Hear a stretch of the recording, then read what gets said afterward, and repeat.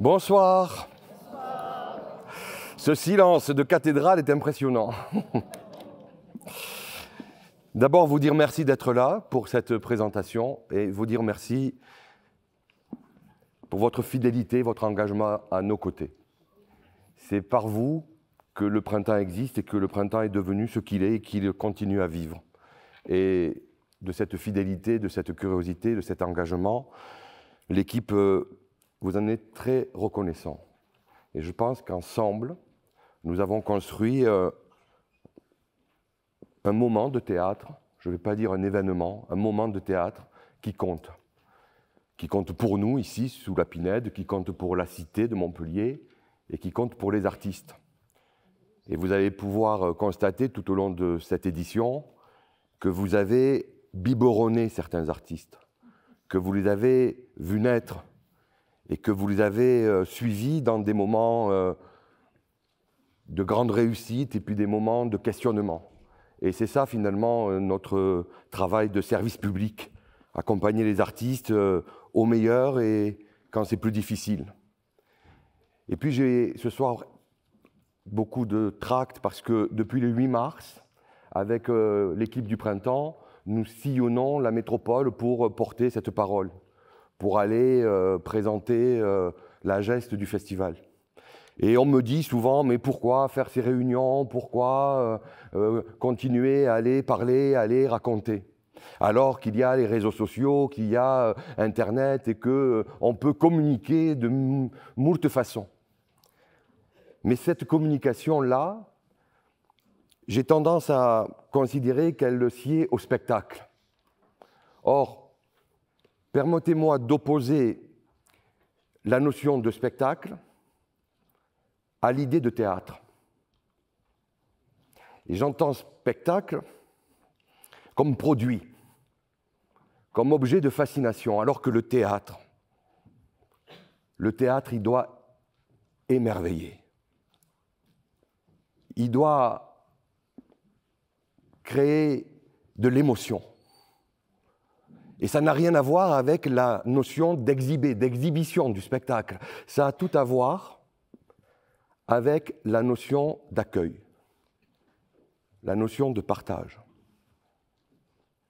la notion d'échange, quelle que soit l'histoire que tu racontes au plateau. Et il me semble qu'au théâtre, il faut se susciter réciproquement. Et se susciter réciproquement,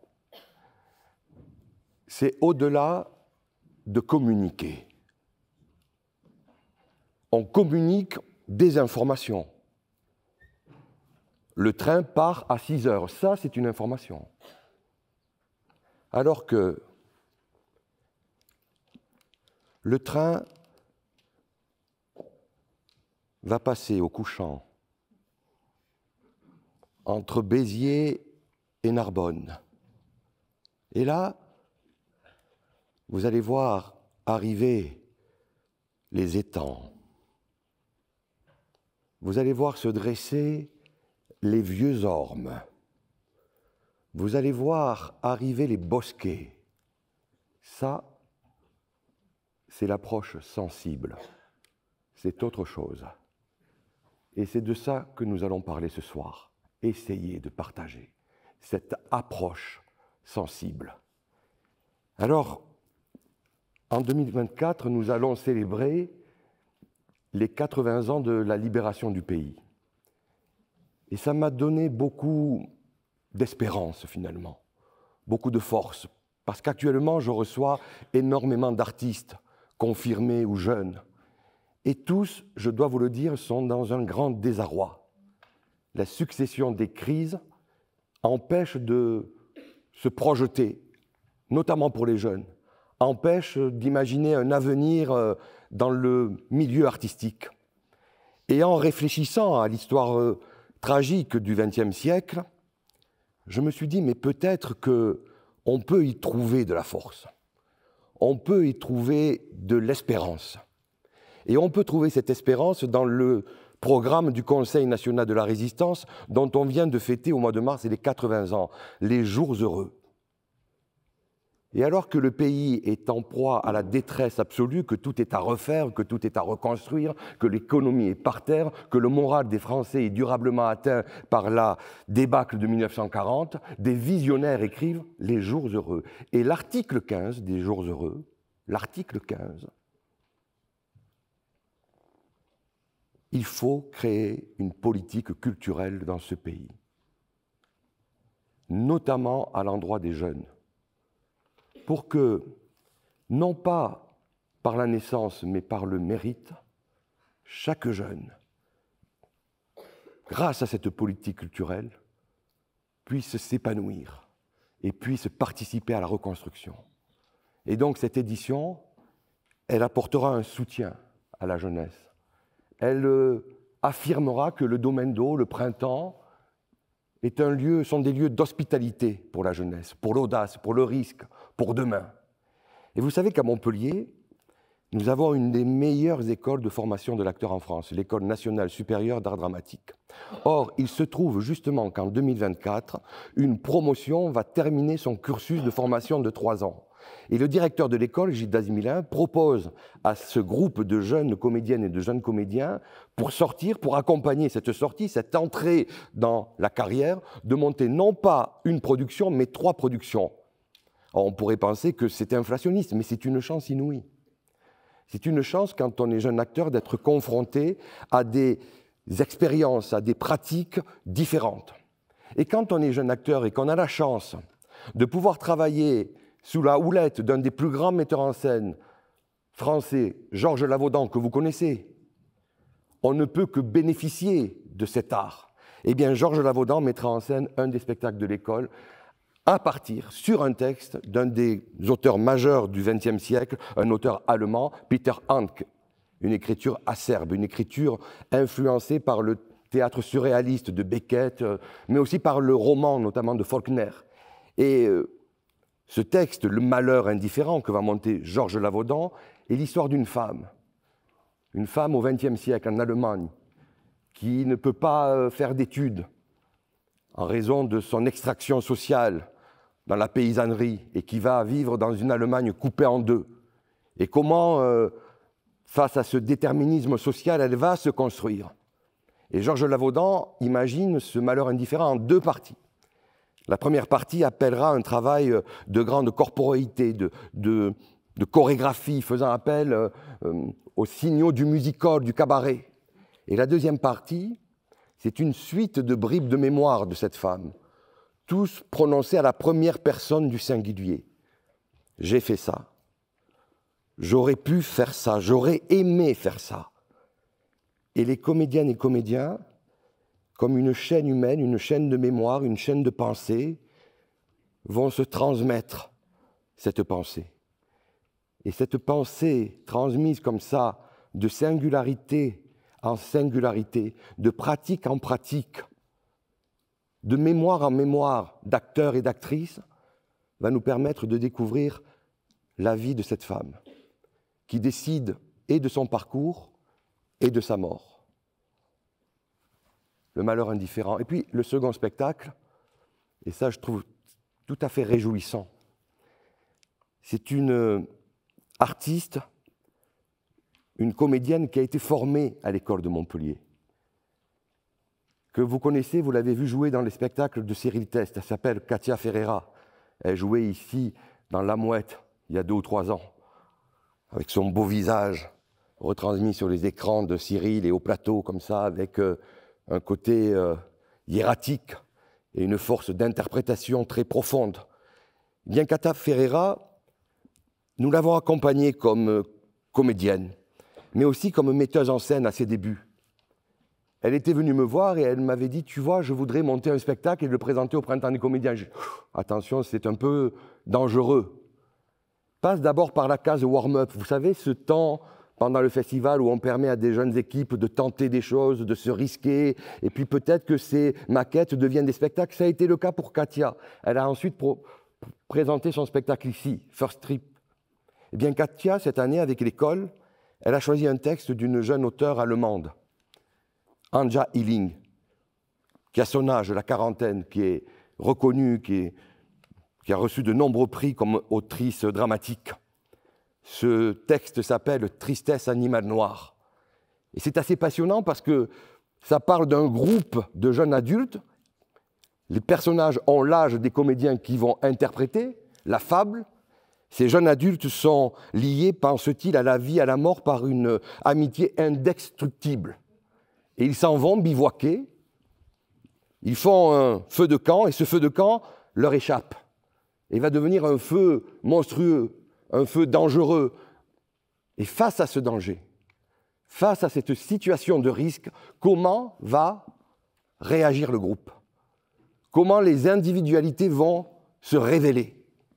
Et quand on connaît le sens qu'a Katia Ferreira, tout à la fois du théâtre, de l'ici et maintenant, mais du cinéma, de la vidéo, on peut penser que l'interrogation de Tristesse animale noire, qu'est-ce que la nature humaine finalement, va se révéler dans cette production. Et la dernière production de l'école, c'est un texte du directeur, Gilles Dasmilin, une mise en scène de lui-même, Arche, s'appelle le spectacle. C'est une très jolie réflexion sur un moment de l'histoire du théâtre. Un moment très peu connu, mais qui a été fondateur au début du XXe siècle, et pour le théâtre et pour le cinéma. C'est un moment où la médecine progressant, elle va accompagner ce que les publics des grands boulevards à Paris adoraient partager, le théâtre de Grand Guignol, et notamment le théâtre médical de Grand Guignol. À savoir qu'on présentait dans ces théâtres des fables avec des crimes atroces, des assassinats terribles. Et la représentation au plateau devait être totalement naturaliste. Or, l'avancée de la chirurgie esthétique au sortir de la Première Guerre mondiale pour refaire les gueules cassées a participé de cette esthétique-là. À savoir que les maquilleurs sont allés chercher les médecins et ensemble, ils ont inventé de fausses cicatrices, des gorges tranchées, des yeux arrachés qui réjouissaient de terreur le public réuni. Et d'ailleurs, ce théâtre a inspiré Hitchcock et notamment son cinéma de l'horreur. Et c'est ce cinéma de l'horreur qui va faire disparaître ce filon du théâtre. Eh bien, Gilles Dasmilin travaille là-dessus avec ce groupe d'acteurs et il met en miroir cette épopée du XIXe siècle avec aujourd'hui les rapports entre science et art. Donc vous pourrez voir ces trois spectacles au théâtre du Hangar, un soir, un soir l'autre, etc. Et le samedi, vous pourrez voir les trois spectacles d'affilée. 10h30 de théâtre. N'ayez pas peur, encore une fois. N'ayez pas peur. Au théâtre, le temps est suspendu. On peut s'ennuyer au bout d'une minute et au bout de 5 heures dire « Ah, mais c'est déjà fini ». Plus sérieusement, c'est une expérience réjouissante. Ça vous permet de rentrer et de saisir ce qu'est l'art de l'acteur. Parce que vous allez voir le même groupe d'acteurs, tout au long de cette journée, réagir aux esthétiques des trois metteurs en scène, aux esthétiques des trois poètes. Et vous allez comprendre qu'un acteur, finalement, c'est une feuille blanche, c'est une éponge, et que cette feuille blanche, elle est au service du poète et elle est au service du metteur en scène. Et l'autre jour, je suis venu assister aux répétitions de Bérénice. Oui, j'entends.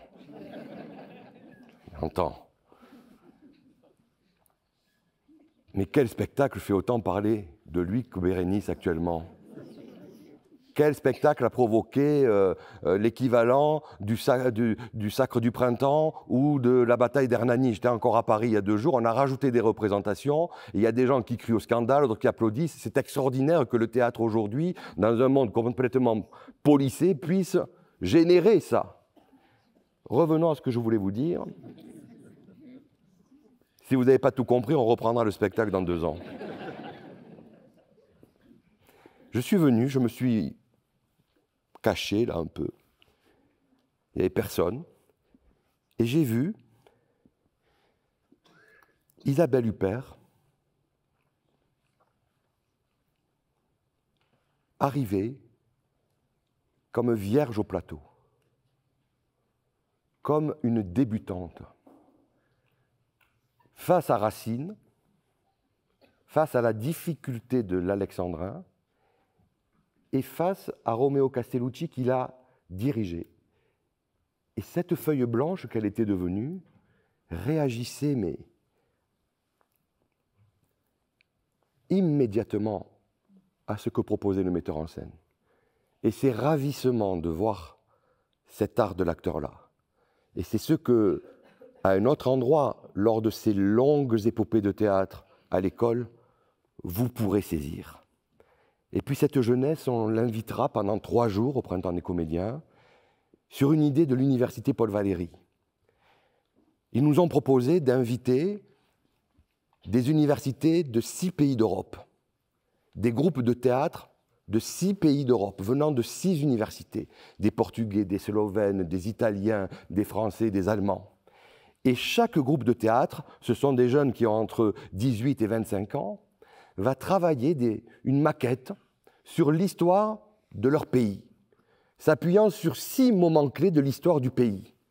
On peut penser que les Portugais vont travailler sur la révolution des œillets.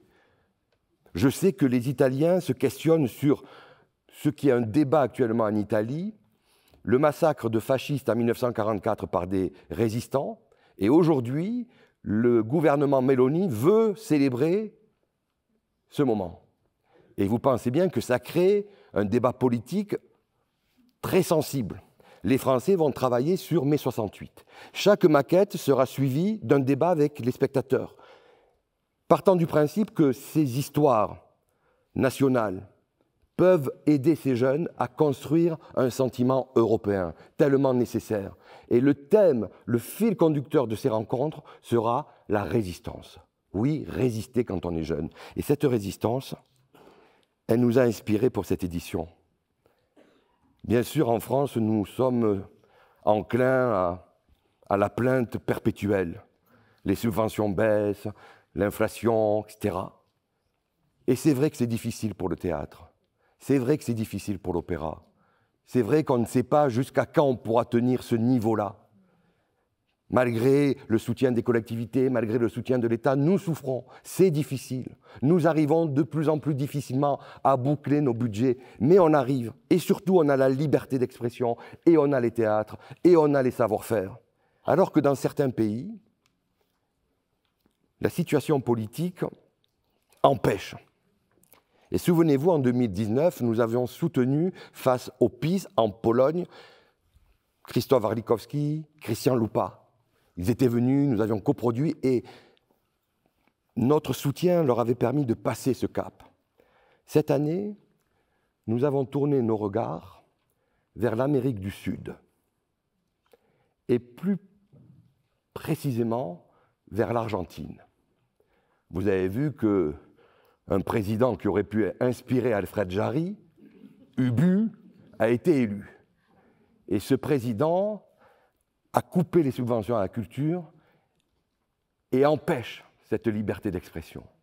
Mais les artistes continuent à créer, à travailler. Alors ils ne jouent plus dans les grands théâtres, ils jouent dans des caves, dans des garages. Et du coup, nous avons dit, on va les inviter. Et il se trouve qu'il y a 2 ans, pendant le printemps, nous avions reçu une performeuse qui nous avait laissé pantois, tellement sa proposition était radicale, tellement elle était inventive, tellement elle était puissante. Cette performeuse, c'est Marina Otero. Elle avait donné son spectacle « Love Me » au Théâtre du Hangar. Première partie, un bloc de sel était son corps sur le plateau, avec derrière un texte qui racontait sa vie. Et puis tout d'un coup, une déferlante de mouvements, de chorégraphie, d'engagement, de musique.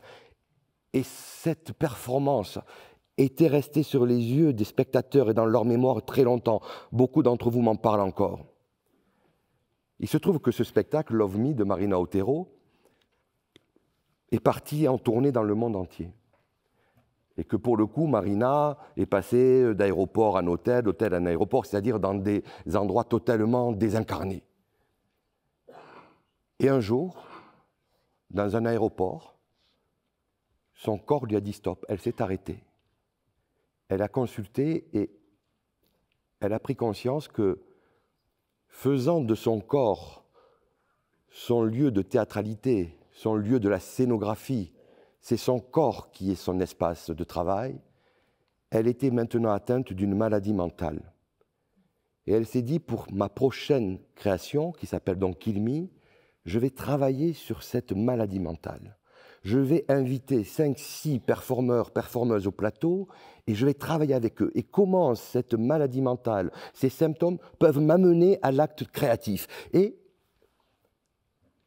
elle a eu une idée qui m'a paru merveilleuse, c'est qu'elle convoque pour ce spectacle le fantôme d'un des grands chorégraphes qui a révolutionné l'art de la danse au tournant des 19e et 20e siècles, Nijinsky. Nijinsky lui-même atteint de schizophrénie.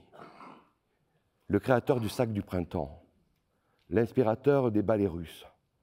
Et comment la rencontre du parcours de Marina Otero et du parcours de Nijinsky dans une écriture radicalement contemporaine vont créer la catharsis. Et ce spectacle, nous le créerons dans un endroit merveilleux, la Chartreuse de Villeneuve-les-Avignon, aux confins du Languedoc et de la Provence, dans ce lieu qui est devenu le Centre national des écritures du spectacle. Et finalement, ça nous rappelle d'où nous venons, ces festivals villariens, ces festivals qui, sous la houlette de Jean Villard, ont participé à la rencontre du patrimoine matériel et du patrimoine immatériel. Eh bien, c'est là-bas que nous irons. Et nous organiserons le déplacement. Nous mettrons des bus à votre disposition pour partir tous ensemble et revenir. Et ce qui me réjouit, c'est que nous allons inventer ensemble le salon roulant au retour. Imaginez qu'on soit allé voir à la Chartreuse Bérénice. Imaginez la bataille dans le bus. Eh bien, je pense que nous vivrons la même chose avec Marina Otero. Et puis gaviota. Gaviota, en espagnol, ça signifie mouette. Et vous entendez bien que je ne dis pas la mouette, car l'enfant terrible du théâtre argentin, Guillermo Cacas, ne dit pas la gaviota, il dit gaviota. Tout ça pour nous signifier que oui, il va monter l'histoire, la fable de Tchekhov, Mouette. L'histoire de cette femme qui veut devenir actrice, Nina. Mais il va la monter à sa façon. Il va la monter d'abord en espagnol, et vous allez entendre comment cette langue de Cervantes sert admirablement le propos, car ça dégage le texte de Tchekhov de tout pathos, de toute sentimentalité. Le travail de ce metteur en scène m'a rappelé quand nous avions découvert le travail de Véronèse, qui était aussi un Argentin, un travail brut, où les répliques vous atteignent d'un coup comme une flèche, sans aucune psychologie, simplement le texte, la poésie du texte et la force du propos. Et Gaviota, on va vous le présenter un peu comme si on était à Buenos Aires en temps de résistance, comme si vous alliez pénétrer dans une cave ou dans un garage. Ça sera sous la Pinède, dans la baraque Napo, la petite baraque que nous allons emménager. 60 spectateurs par représentation. Pas de décor grandiose, pas de scénographie à couper le souffle, non. Vous serez installés autour d'une table, une grande table familiale. On était chez Tchekhov, alors la vodka circule. Et tous les rôles sont interprétés par des femmes. Il n'y a que des actrices pour faire entendre cette merveilleuse histoire. Et la proximité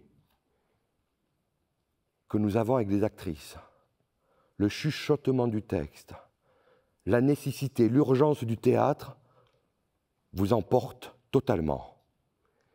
Et ce moment d'émotion que j'ai vécu lorsque j'ai découvert Gaviota a agi en moi comme un révélateur. Et c'est cette merveille de mémoire qu'est le théâtre. J'ai réentendu ce que j'avais ici même découvert il y a 2 ans, cette réplique dite par Katia Ferreira dans La Mouette de Tchekhov, mis en scène par Cyril Teste. La soirée est sublime.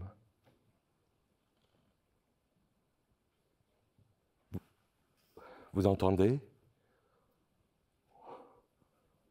Il y a une fête. Ah oui, mais elle est sur l'autre rive. Sur l'autre rive. Et ça m'a rappelé cette grande émotion de l'expérience filmique de Cyril Teste qu'on suit ensemble depuis Nobody. Vous vous souvenez, sur la façade du bâtiment administratif. Et hier, nous avons eu la joie d'apprendre que Nobody, que nous avons porté, est devenu un des 50 spectacles sélectionnés par Magazine Théâtral de la décennie. Un des 50 spectacles qui comptent. On l'a suivi avec Festen, on l'a suivi avec Opening Night et Isabelle Adjani, on l'a suivi avec La Mouette. Et Cyril Teste me dit, mais cette mouette que j'ai montée, j'arrive pas à m'en défaire. Elle m'accompagne, j'en suis amoureux de cette mouette. On a tourné partout, mais je ne peux pas imaginer que ça va s'arrêter. Et je lui dis oui, ça me rappelle ce que disait Cassavetes à la fin d'un tournage. Il disait, quand un tournage est terminé, c'est comme une histoire d'amour qui s'achève. Eh bien, Cyril me dit oui, c'est ça, je ne veux pas que l'histoire d'amour avec la mouette s'achève. Alors, il nous prend par la main et il nous amène sur l'autre rive. C'est le titre du spectacle. Et sur l'autre rive, il va nous faire découvrir, entendre, redécouvrir peut-être, la première pièce de Tchekhov, celle que Tchekhov écrit lorsqu'il a pas tout à fait 18 ans. Une pièce qui restera inachevée. Une pièce que jeune auteur, jeune docteur en médecine, il va avec enthousiasme présenter à la plus grande actrice russe et qui va la refuser. Il y a trop d'alcool, trop d'amour, trop de fumée. Cette pièce restera dans un tiroir. Elle sera découverte 40 ans après et les plus grands metteurs en scène vont s'en emparer. Cette pièce, c'est Platonov. Platonov, c'est l'histoire d'un jeune homme fringant, attirant, spirituel. Il est invité à passer l'été dans une datcha et en fait, il va se révéler être un homme cynique, un homme toxique, un homme qui entretient une relation dangereuse avec sa propre épouse. Et le sous-titre de Platonov est « Sans père », sans père. À savoir que c'est une pièce qui parle aussi de la transmission d'une génération à une autre. Et Cyril Teste me dit, mais pour monter ce matériau insensé qu'est Platonov, j'imagine une grande fête. Vous savez, comme ces grandes fêtes qui durent plusieurs jours. Et dans ce spectacle, sur l'autre rive, il y aura beaucoup de musique, de la musique, beaucoup de musique. Il n'y aura pas, contrairement à ces précédents spectacles, un décor naturaliste, une scénographie lourde, non, un grand plateau très beau, avec quelques meubles, quelques objets choisis. Et puis surtout, et c'est là où la vibration nouvelle va venir, il y aura toujours ce travail de cinéma en direct qui ouvre de nouveaux champs au plateau, qui vous permet d'aller voir derrière ce que vous ne voyez pas de la salle, depuis la salle. Ce qui va apporter une vibration nouvelle, c'est que Cyril va prendre un risque, c'est de rompre le 4e mur, de casser le rapport scène-salle, à savoir que les comédiens vont aller jouer dans la salle. Ils vont se mêler à vous pour cette grande fête.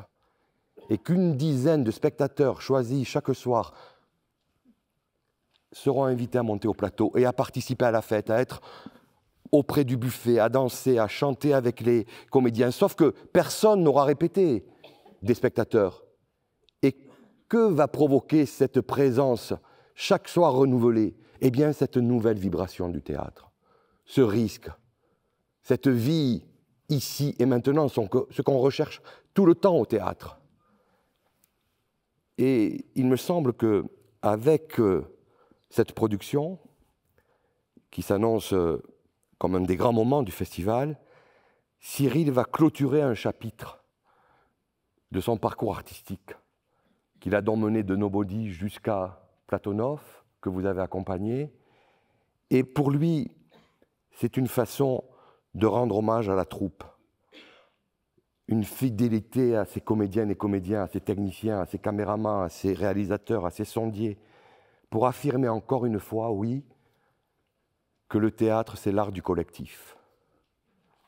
Qu'on ne fait rien sans grand comédien, qu'on ne fait rien sans grand technicien, et que c'est la troupe qui fait le théâtre.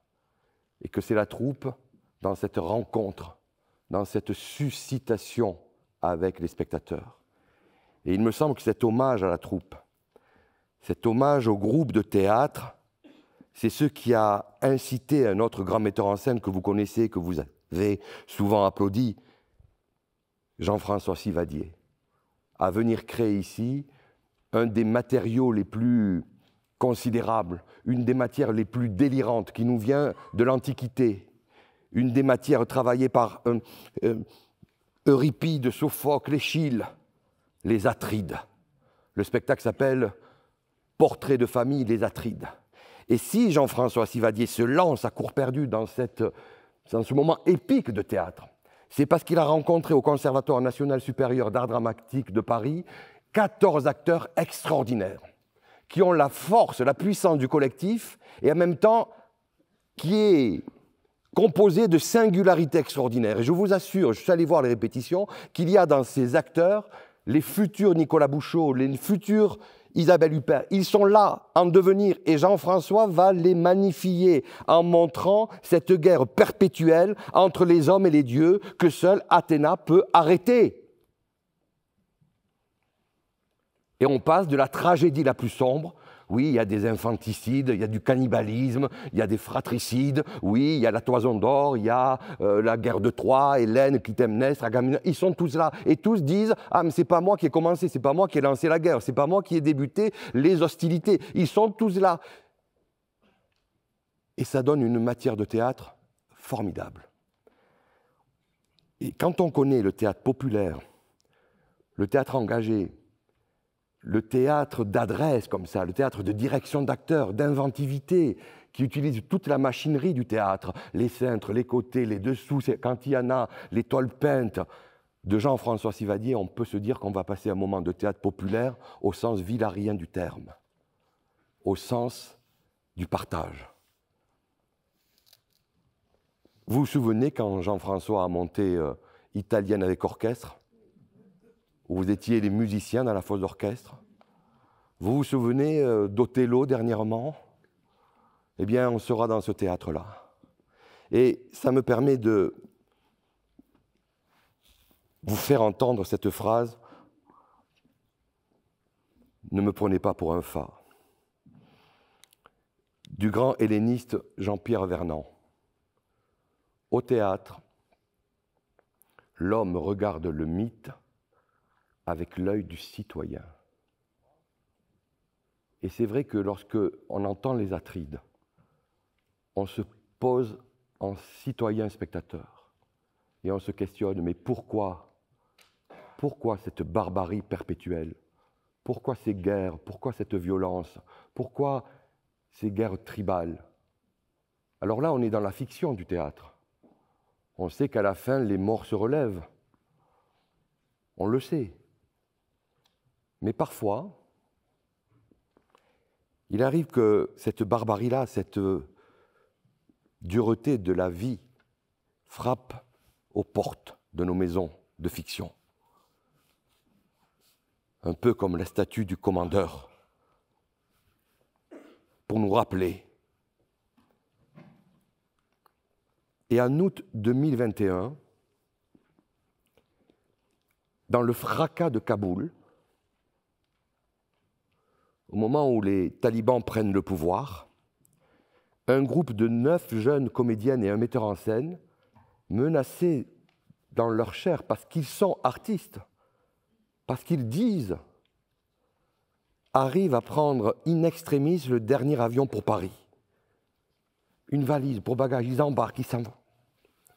Et quelques jours avant, de nombreux artistes, metteurs en scène, intellectuels avaient signé une tribune en soutien aux artistes afghans. Et parmi ces artistes, ces metteurs en scène, il y en a un que nous avons accompagné dans son parcours dès le début, et qui aujourd'hui, à juste un peu plus de 30 ans, est à la tête d'une des plus belles maisons du théâtre public en France, en tout cas une des plus symboliques, le Théâtre national populaire, créé en 1922 par Gémier, dirigé par Jean Vilar, par Planchon, par Georges Lavaudan, qui est aujourd'hui installé à Villeurbanne. Ce metteur en scène, souvenez-vous, son adaptation à l'amphithéâtre des Misérables de Victor Hugo, Tempête sous un crâne. Souvenez-vous de son travail sur Proust, avec ses milliers de chaises, et cette mémoire du Vietnam qui venait se confronter comme ça à la mémoire des Misérables et au combat de Jean Valjean. Souvenez-vous de son adaptation de Rabelais, Paroles gelées, merveilleux moment de théâtre, de verbes, d'inventivité, de mots accumulés. Le grand Rabelais. Eh bien, Jean Bellorini, à la tête du TNP, s'est vu envoyer par le ministère ces 9 comédiennes. Elles arrivent à Villeurbanne. On les accueille, on les loge, on les reçoit au théâtre. Elles viennent chaque jour un peu plus découvrir ce qu'est un théâtre en France. On leur apprend le français et puis au bout de quelques semaines, Jean Bellorini, généreux qu'il est, homme de théâtre passionné, leur dit « Mais écoutez, le meilleur moyen de fraterniser, vous êtes comédienne, je suis metteur en scène, c'est de travailler ensemble au plateau. Venez, montez là, montez dans cet endroit de la magie. » Et il commence à travailler Antigone de Sophocle. Répète. Mais aucune des comédiennes ne veut incarner le rôle d'Antigone. Aucune, intuitivement, ne veut être celle qui dit non au pouvoir brutal. Souvenez-vous l'an dernier au bassin Ismène de Carole Fréchette, ce long et magnifique monologue. Elles veulent toutes incarner Ismène. Celle qui accompagne, celle qui soutient, celle qui dit « Allez, vas-y, Antigone, sois forte ». Elle est derrière Ismène. Et ces 9 comédiennes devenues des Ismènes envoient des messages d'espoir et de résistance à leur sœur Antigone restée à Kaboul. Et le spectacle s'appelle, de ce beau nom, Les Messagères. Et vous savez combien les rôles de messagers sont importants dans la tragédie antique. Et Jean Bellorini crée ce spectacle dans cette immédiateté, dans ce travail à la fois d'incarnation, de narration. Il n'est jamais aussi bon que quand il fait narrer les acteurs comme ça. Et il crée des images merveilleuses qui arrivent et disparaissent à la vitesse des songes. Il imagine un grand bassin rempli d'eau qui sera installé à l'amphithéâtre sous les étoiles. Et dans ce bassin se reflètent les corps des Ismènes comme ça, de ces filles qui résistent, de ces filles qui réfléchissent au monde, à l'état du monde. Et au-dessus d'elles, comme un symbole, une grande lune, une pleine lune, qui ne s'éteint jamais. Comme si, même dans l'obscurantisme le plus profond, les lumières étaient là pour nous dire « Oui, nous vaincrons ». Les messagères à l'amphithéâtre, des actrices qui construisent leur destin par-delà la situation dans leur pays. Un grand moment de théâtre, un grand moment de fraternité. Et il me semble que dans cette édition, ces comédiennes-là ont trouvé des sœurs de combat. Alors, comparaison n'est pas raison, mais nous sommes très heureux de ce que je vais vous dire. Il y a quelques mois, un metteur en scène que vous connaissez à Montpellier, qui a dirigé le Centre dramatique national des 13 Vents, le théâtre de Gramont, Jean-Claude Fall, a été invité à aller travailler à l'initiative de l'Institut français avec les comédiens et les comédiennes du Théâtre national de Palestine. Il est parti à Jérusalem et il a proposé à la troupe un travail autour d'un texte antique, encore mais une comédie du plus grand poète comique, Aristophane, l'Assemblée des femmes. On est en 392 avant Jésus-Christ à Athènes, et une nuit, c'est une pièce révolutionnaire, les femmes prennent le pouvoir. Et elles exigent des hommes leur liberté sexuelle, la suppression de l'argent, la suppression du travail et la propriété pour toutes et tous. Et ils commencent ensemble, Jean-Claude Fall, accompagné par Roxane Borgna, comédienne metteur en scène française, Laurent Rojol, vidéaste, ils commencent à travailler cette fable d'Aristophane. Et en même temps, ils partent, qui à Naplouse, qui à Bethléem, qui à Jérusalem, dans les quartiers, dans les villages, dans les lieux les plus reculés, à la rencontre de femmes engagées dans des associations, dans des bibliothèques de quartier. Et ils filment ces femmes, ils font des portraits de femmes.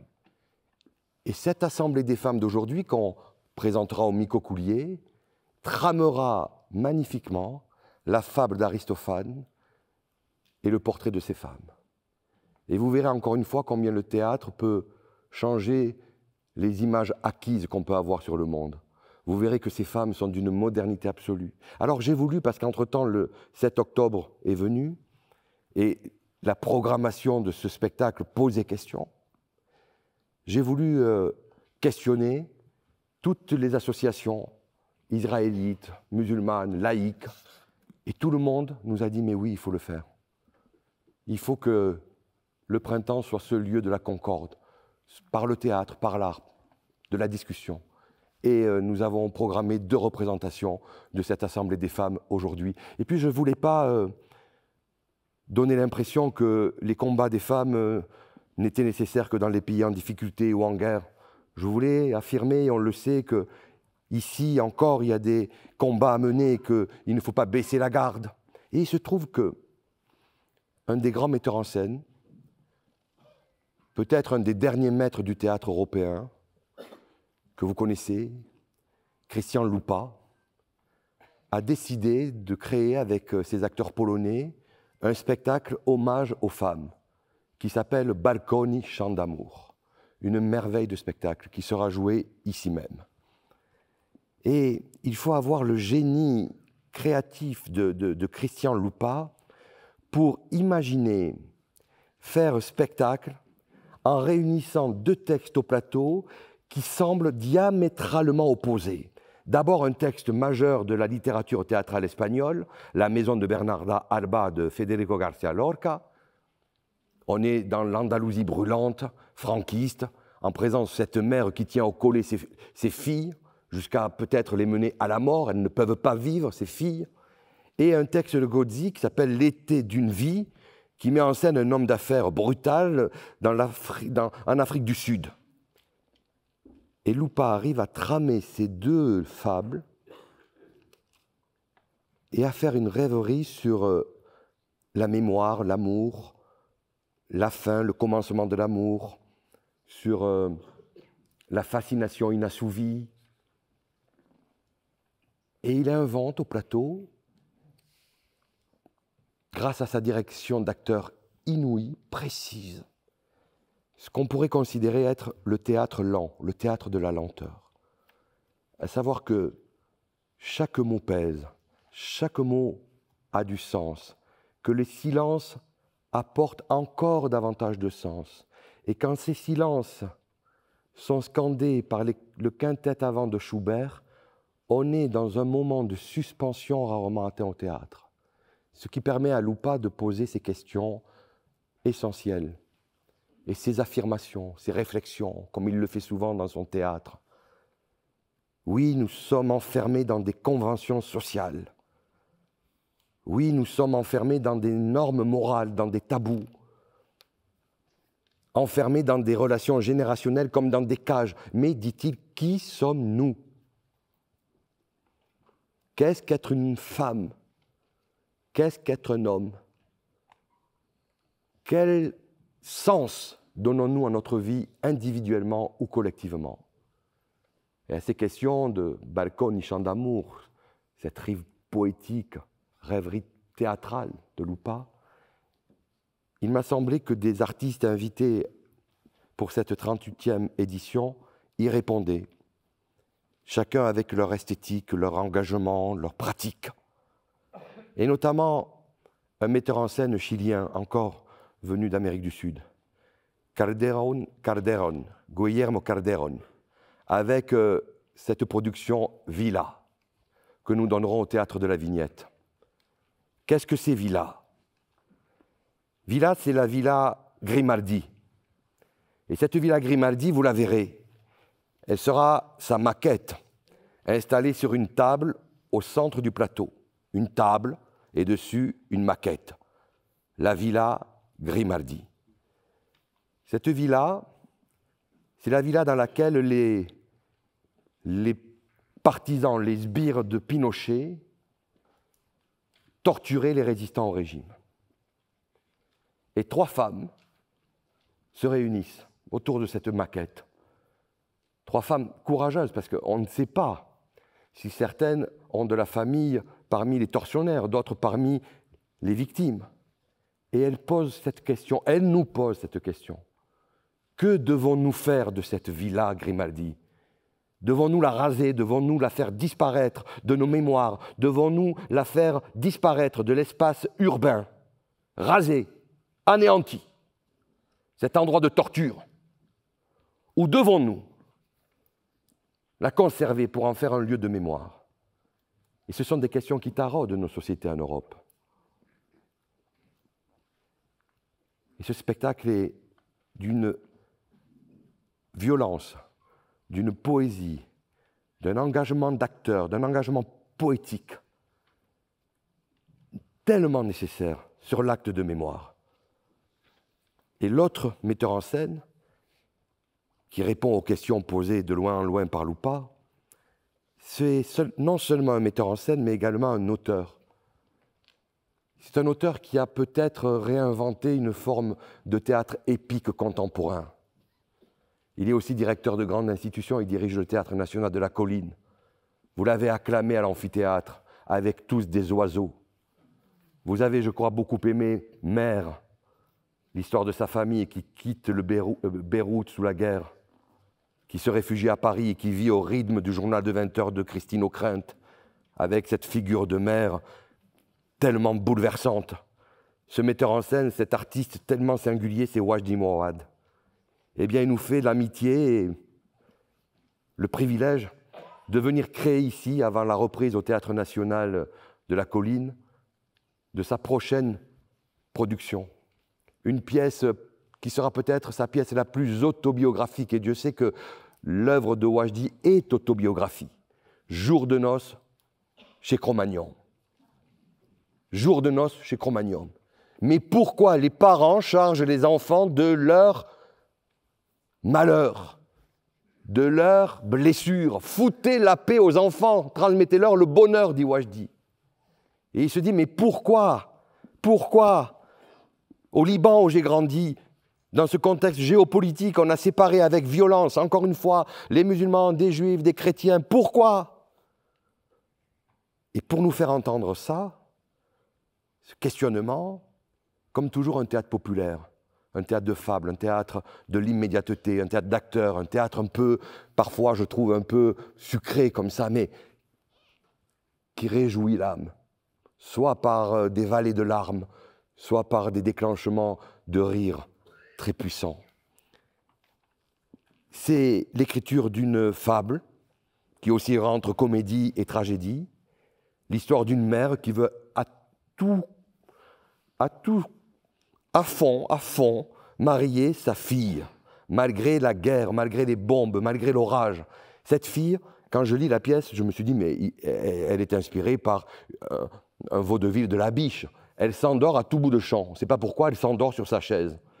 Le fils aîné est parti à la guerre, et la mère organise un mariage avec un fiancé qu'on ne connaît pas. On veut marier la fille avec quelqu'un qu'on ne connaît pas. Le jour du mariage arrive, il y a des coupures d'électricité, on ne peut pas cuire le gigot, mais toute la famille est là. Et évidemment, comme dans ces réunions de famille, surtout quand on ne peut pas manger, les rancœurs, les amours, les choses cachées ressortent. Et ces questions sur l'identité, sur la mémoire, sur la transmission, comme c'est tellement bien les raconter Wajdi, vont venir envahir le plateau, envahir nos mémoires, envahir nos sentiments, envahir nos yeux de spectateurs. Et alors, quand Wajdi a écrit Mère, le spectacle dont je parlais, il l'a écrit en français. Et ce spectacle est parti ensuite au Liban pour être représenté. Et là, ils l'ont traduit en libanais. Et quand Wajdi a entendu son texte en libanais, il a pris conscience que c'est en libanais, dans cette langue maternelle, qu'il rentrait au plus profond de lui. Et j'ai beaucoup discuté avec lui de ça, sur les langues, la perte des langues vernaculaires, l'importance de la langue maternelle lorsqu'on écrit, lorsqu'on interprète aussi. Et j'ai reconnu quelque chose que j'ai dans ma chair vécue, la perte de l'accent, ou le maintien de l'accent. Quand je suis rentré à l'école supérieure d'art dramatique, j'avais un accent de Béziers au couteau. Et mon professeur de tragédie m'a dit « Varela, vous ne jouerez jamais la tragédie parce que vous avez l'accent du Sud. » J'ai dit « Mais écoutez, monsieur, il me semblait que la Grèce, c'était au Sud. » Bon, sortez, il m'a dit. Et nous avons beaucoup vécu ça, beaucoup, beaucoup. Il y a un mois, j'ai été invité au Théâtre du Rond-Point à Paris à participer à un débat sur théâtre public, théâtre privé. Il se trouve que mon train était en retard, donc je suis arrivé en retard, la salle était pleine, les intervenants étaient sur le plateau, et on me fait monter, on me fait asseoir sur le plateau, il y avait 7 ou 8 personnes, et c'était Claire Chazal qui animait. Et elle me dit, écoutez Jean, puisque vous arrivez, prenez la parole en premier. Oh, je dis oui, Montpellier. Ouh, vous avez l'accent du Sud. Voilà. Merci de l'avoir fait remarquer, lui. Non, ça signifie beaucoup. Eh bien, il y a un acteur qui s'appelle Benjamin Tolosan qui a vécu le même cheminement. Cet acteur, il est parti, il a grandi d'abord dans un village de Provence, l'archétype du village provençal, les cigales, les platanes, le pastis, la pétanque, les taureaux. Il part à Paris et il veut faire acteur et il gomme son accent. Et un jour, on l'appelle et on lui dit « Ton grand-père est décédé, il faut que tu viennes ». Il descend dans ce village et quand il arrive, on lui dit « Écoute Benjamin, il faut que tu prononces l'oraison funèbre de ton grand-père ». Et il le fait. Beaucoup d'engagement. Et à la fin,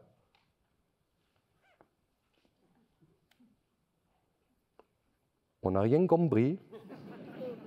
Benjamin, alors là, on ne te comprend pas, hein. Mais oui, je parle pointu. Et de cette expérience de vie, il écrit un texte en connivence avec une Bretonne. Ça s'appelle « Parler pointu ». On le donnera dans le Nouveau Théâtre à Saint-Gély-du-Fesque, là où on a donné Gisèle Halimi cet hiver. C'est un spectacle réjouissant, ce n'est pas un très grand spectacle, mais c'est un moment jubilatoire qui commence avec les codes du one-man show, ça m'a un peu déplu, et puis tout de suite, on a le souvenir de ce que faisait l'immense Philippe Caubert. Quand Philippe faisait apparaître, seul qu'il était au plateau, une myriade de personnages, d'accents, de paysages, de situations. Eh bien, Benjamin Tolosan, c'est ça. Il fait apparaître le pape en Avignon, tous les croisés de la croisade contre les albigeois, la Révolution française, avec des masques, avec des costumes bariolés, avec de la musique, dans une ambiance qui n'est pas sans rappeler le cabaret et le music-hall, avec des rideaux qui scintillent, des rideaux à lamelles. Et là, je me suis dit, mais oui, bien sûr. Le music-hall, le cabaret, ces arts que nous avons souvent délaissés, que nous avons souvent comptés comme négligeables, sont en train de faire un retour, connaissent une renaissance, un retour d'intérêt. Peut-être parce que nos sociétés tendues, nos sociétés de peur, nos sociétés qui regardent vers des soi-disant identités fortes, ont besoin, comme dans les années 30 à Berlin, de se rassembler dans des lieux magiques, dans des lieux subversifs, dans des lieux poétiquement engagés, politiquement forts, dans des lieux qui acceptent l'altérité, dans des lieux où les artistes ne sont ni des hommes ni des femmes, on ne sait pas s'il faut dire il ou elle. Et du coup, nous avons dit, on va accompagner ce retour du cabaret, ce retour du music-hall. Et il y aura au printemps 3 cabarets. D'abord, cabaret renversé. Vous serez installés sous un petit chapiteau, 120 places, en compagnie d'un couple d'artistes à la piste et à la vie qui vont nous poser cette question essentielle, mais pourquoi veut-on absolument vivre en couple? Et pour y répondre, alors que vous serez installés à des tables, des vignerons du cru vous feront déguster leurs meilleurs breuvages. Ils répondront à ces questions avec tous les numéros du cabaret, la jonglerie, le lancer de couteau, le trapèze, le fil de fer, le chien savant. Certains d'entre vous pourront participer, il faudra répéter parce qu'on vous fera faire du trapèze, du fil de fer, du lancer de couteau, tout ce que vous voulez, mais venez répéter, c'est trop dangereux. Cabaret renversé, une dizaine de représentations. Le deuxième cabaret, vous serez installé dans la prairie au sud, dans le parc historique, face à un kiosque à musique ou peut-être une boîte à musique en bois et en fer. Une construction très très belle. Et de cette construction, par des portes dérobées, par des trappes, sortira un orchestre sud-américain pour jouer et la java, et la bossa nova, et toutes les musiques venues d'Amérique du Sud. Et puis sortiront des comédiens, des chanteurs, des poètes, pour faire entendre un répertoire de chansons, de poésie, qui courra depuis Aristide Briand jusqu'à Dalida, en passant par Léo Ferré, par Gainsbourg, par Brassens, par Jacques Brel, par Charles Trenet. Et pour couronner la fête, chacune de ces vignettes, chacune de ces chansons, chacune de ces poésies sera mise en scène par une grande figure du théâtre. Georges Lavaudan, Simon Acarian, Ariane Ascaride, Patrick Pinault, Sylvie Orsier, de la chorégraphie, Jean-Claude Galota, choisiront telle ou telle chanson et la mettront en espace. Vous pourrez manger, vous pourrez boire, et on finira la soirée avec un after où on pourra certainement danser dans cette prairie sous les étoiles. Et le troisième est un véritable cabaret qui n'est pas sans rappeler soit les années 30 à Berlin, soit Madame Arthur. Le cabaret autour du kiosque s'appelle « Life is not picnic ». Vous voyez comme... Hein? Et le dernier cabaret s'appelle « Le Secret », années 30. C'est un artiste très touchant, très engagé, qui s'appelle Jérôme Marin, alias Monsieur K, qui convoque, et d'ailleurs c'est lui qui a réouvert à Paris le mythique Madame Arthur, voyez un peu au nez. Il convoque au plateau des effeuilleuses, des stripteaseuses, des danseuses, des chanteuses, avec des noms tels que Patachetouille, Bouche du Rhône, Sucre d'Orge montre son luth. Figurez-vous que l'autre jour, au Gazette Café, je présente le programme, et à la fin, un couple de monsieur et une dame très bien mis viennent me voir, dire « Ah monsieur, voilà, vous avez présenté le festival, sachez que nous sommes les parents de Sucre d'Orge montre son luth. » Très heureux. Bien. Mais monsieur, notre fille a fait les secs. Et un jour, elle travaillait dans la finance, elle nous a dit « Je plaque tout pour devenir effeuilleuse chez Monsieur K. » Et c'est ce cabaret de Monsieur K que nous allons partager avec cette bulle de folie au-dessus de nos têtes. Et puisqu'on est dans les années 30, et j'en terminerai avec ça, le festival vous propose 2 pièces de théâtre écrites dans les années 30. Et ces 2 pièces ont une particularité, c'est qu'elles sont pratiquement immédiatement devenues des films. Elles ont accompagné la naissance du cinéma parlant. D'abord, une pièce que nous avions déjà donnée dans la mise en scène de Jean Bellorini, dans le bassin, avec une fête foraine, l'Ilium de Molnar. On est face à un petit vaurien qui s'appelle l'Ilium, qui vit de 3 fois rien, de larcin, qui travaille dans une baraque foraine, qui tombe amoureux d'une jeune fille formidable. Il va la mettre enceinte, et pour lui faire moult cadeaux, il dit « Allez, je vais faire un dernier coup ». Et il repère que chaque soir, dans la même rue, passe un fonctionnaire avec une valise, et dans cette valise, il y a de l'argent. Et il dit « Je vais voler la valise ». Et ça tourne mal, il tue le fonctionnaire. Et l'Ilium, désespéré, se suicide. Et là, Deus ex machina, il monte au paradis. Et attention, écoutez bien, parce que je ne sais pas si ça existe encore, il est accueilli par des anges policiers qui lui disent « Bon allez, tu as fait des bêtises, mais tu attends un enfant, c'est une pièce sur la rédemption. Tu attends un enfant, redescends sur terre et si tu te comportes bien, tu pourras y rester. » Mais l'Ilium rechute et c'est terminé.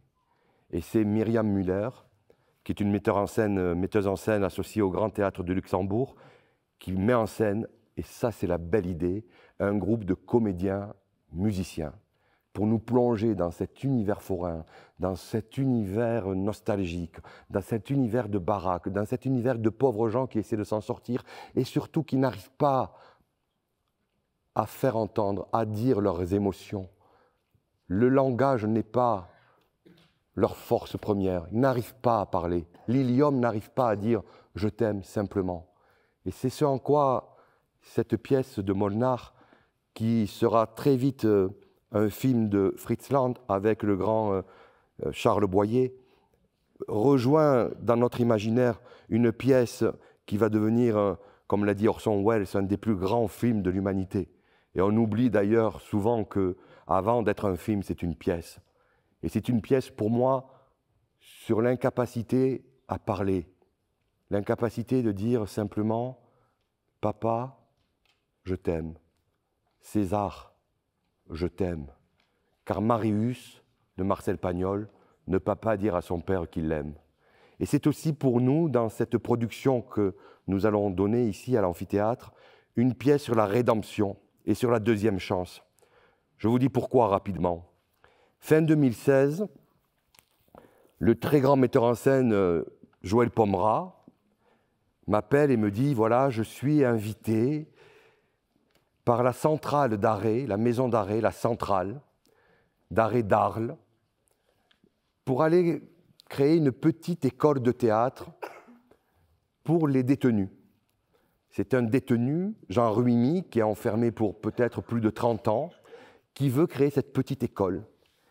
Et par l'entremise de la scène nationale de Cavaillon, ils m'ont contacté. Et il me dit, est-ce que le printemps peut nous aider? Je demande à 4 ou 5 théâtres fidèles à mon travail de nous aider. Et on dit oui, et on investit 3 000 €. Et quelques semaines après, Pomera m'appelle et me dit, tu sais, finalement, je suis très heureux parce que c'est en prison que je me sens le plus libre. Je n'ai pas la pression de la presse, je répète, c'est formidable. L'année se passe et en décembre, nous sommes invités à aller, à 2 ou 3, voir un spectacle de fin d'atelier dans cette prison. Très impressionnant, on rentre, c'est bruyant, c'est métallique.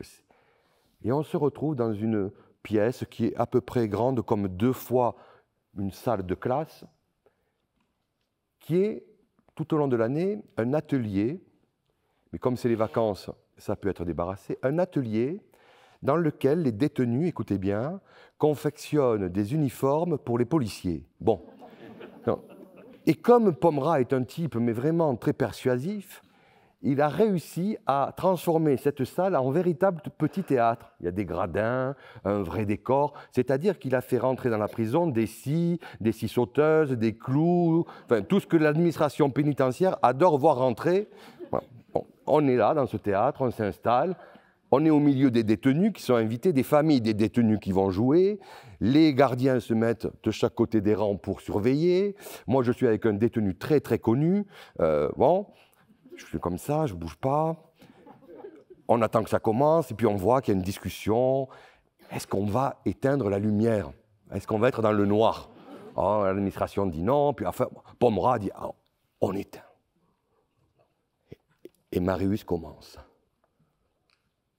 Et là, les larmes coulent. D'abord parce que la pièce est merveilleuse.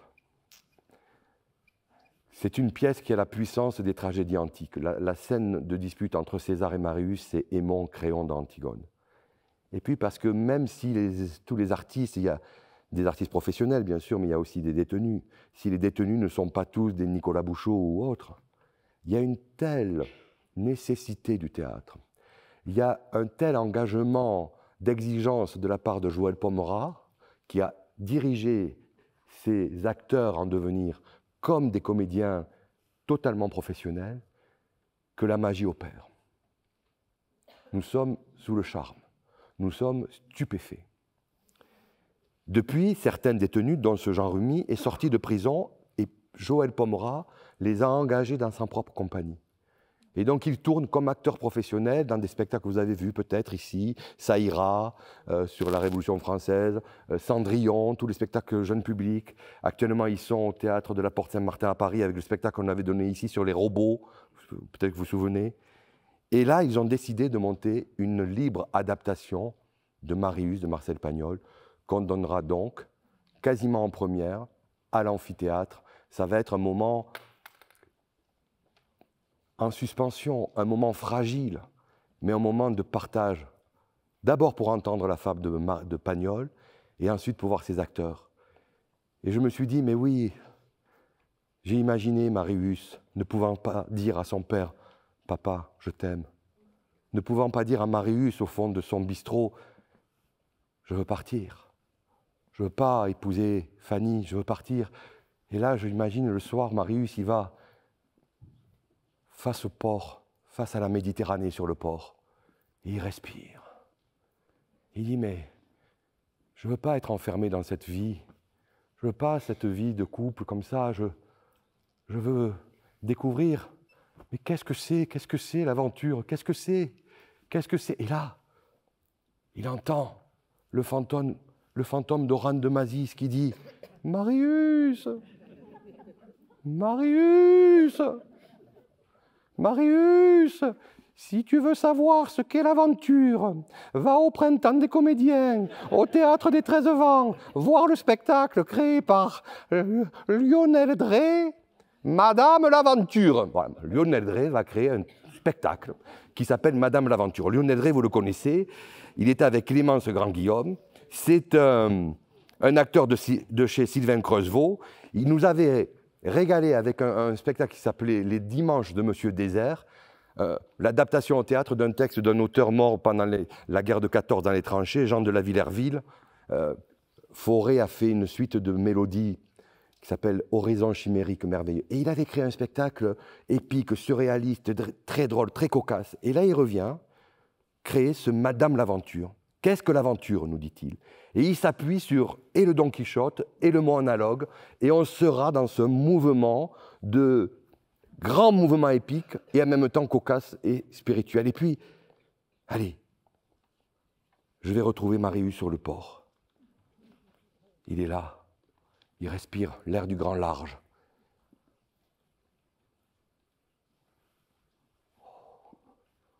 Oh, mais ça, c'est un peu des polyphonies corses que j'entends, qui viennent portées par le vent marin. Et puis il va un peu vers là. Oh, qu'est-ce que j'entends?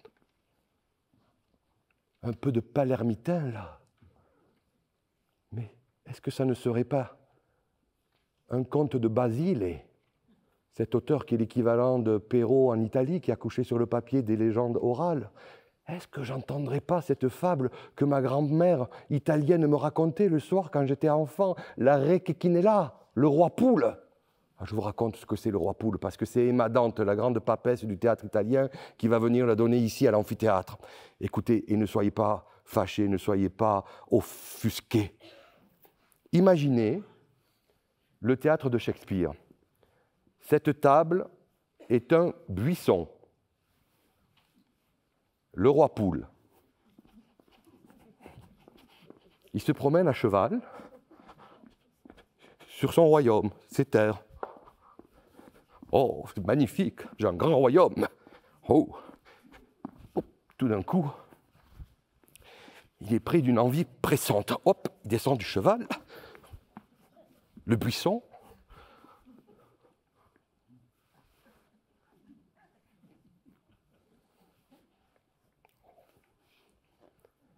Une poule morte, ça va être bien pour me frotter, ça va être doux. Ce duvet, c'est doux.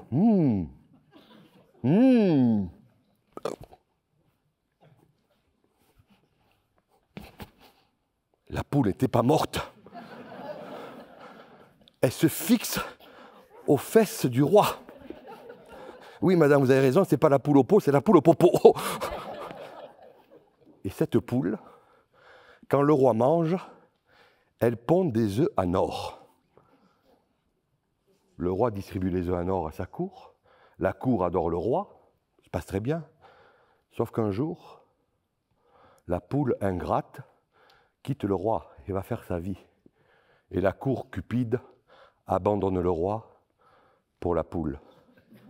Alors cupide ou pas, surtout gardez votre regard d'enfant, vos yeux curieux, vos oreilles grandes ouvertes. Écoutez le vent du grand large, jamais le vent rance. Gardez surtout vos fenêtres grandes ouvertes. Si je meurs, laissez le balcon ouvert. L'enfant mange une orange, je le vois de mon balcon. Le faucheur fauche son blé, je l'entends de mon balcon. Si je meurs, laissez le balcon ouvert. Federico Garcia Lorca. Bon festival, merci.